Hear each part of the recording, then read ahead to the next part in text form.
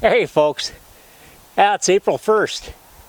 So I had this big idea that I'd come out here and shoot a little video on how we turn chopped leaves into our raised beds and kind of prime the pump and get the earthworms going. Except we had a little setback here. I went out on Monday, today's Thursday, went out on Monday and I did turned a forkful of soil over in this bed, and I came up first forkful, 2 plump night crawlers. And then I tried every bed that I sampled had either night crawlers or earthworms already actively working on the compost that we put over these beds last fall. So I thought, oh great, April 1st I'm going to do a video on how we're going to turn these chopped leaves in and really get those earthworms going. Well, and then we had last 2 nights been down 9-10 degrees at night.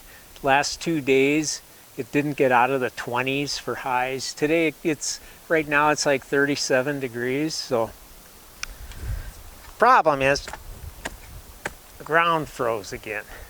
It's frozen solid. So I'm not going to be doing any turning leaves in. In fact, it's best if I just leave them be here and let this dark soil warm. Now, again, one of the big advantages of raised bed gardening is that these raised beds thaw so much more quickly than the surrounding ground, as they are raised up, and having the metal sides doesn't hurt. But I can't even, I was going to take these hoops out, and some of them are even frozen in the ground yet. So we'll have to wait a couple days. But what I do want to show you, well, I got you out here anyways, I'm going to take you over to our guest cabin and show you what we do with our chopped leaves before we put them on the beds in the spring. Now this guest cabin, we don't have anyone in here all winter, but we have to keep it heated all winter because we have water that we can't shut off.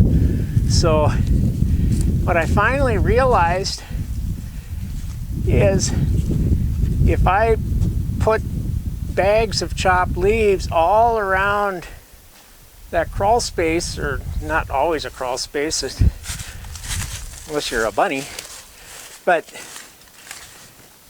what a difference that made.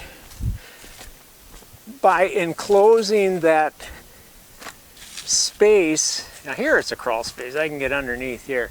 This will be permanently enclosed this summer or fall, so I won't need to use chopped leaves. It gets a little tall here, it's over 20 inches or so, and there starts to get to be gaps, but it's like we use about half the propane that we've used in the past by enclosing that space underneath.